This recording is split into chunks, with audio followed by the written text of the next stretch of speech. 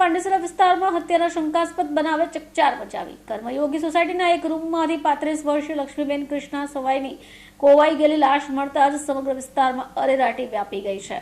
સુરતના પાંડેસરા વિસ્તારમાં કર્મયોગી સોસાયટીના પ્લોટ નંબર 457-58 ખાતે આવેલા રૂમમાંથી અસહ્ય દુર્ગંધ આવતા રહીશોએ શ્વાસ લેવા સુધી મુશ્કેલી અનુભવતા હતા.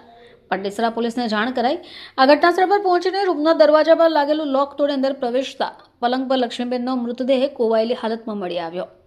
મહિલાના પતિ છેલ્લા 2 દિવસથી તેની સાથે સંપર્ક તોડ્યો હોય અને બંને દિવસથી જ આ ગાયબ પણ છે. પોલીસને આશંકા છે કે પતિએ લક્ષ્મીબેનની હત્યા કર્યા બાદ ઘરની બહાર લોક મારીને ભાગી છૂટ્યો. પાછલા દિવસોમાં તણાવભર્યા સંબંધો જોવા મળ્યા, જેથી હત્યાની શંકા પણ મજબૂત છે. પુરાવા પણ એકત્રિત થઈ ગયા છે. પોલીસ વિસ્તારમાં આવેલ કર્મયોગી સોસાયટી વિભાગ 2 ના એક મકાનમાં એક બેનની ડેડ બોડી મળી છે. બેનનું નામ લક્ષ્મીબેન છે, એમના હસબન્ડનું નામ કૃષ્ણાભાઈ છે. પ્રાથમિક રીતે ઘર બંધ હતું, જેથી 2-3 દિવસ પહેલાં અપમૃત્યુનો બનાવ બનેલ છે. પોલીસ ઘટના સ્થળે પહોંચેલ છે. તેમનું પીએમ કરવામાં આવશે.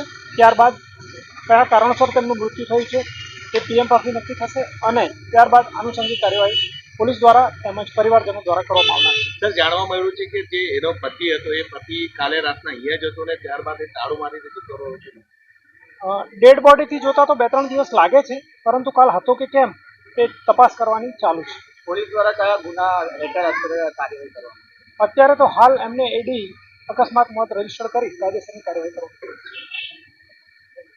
બ્યુરો રિપોર્ટ, ચેનલ આઈ વિટનેસ.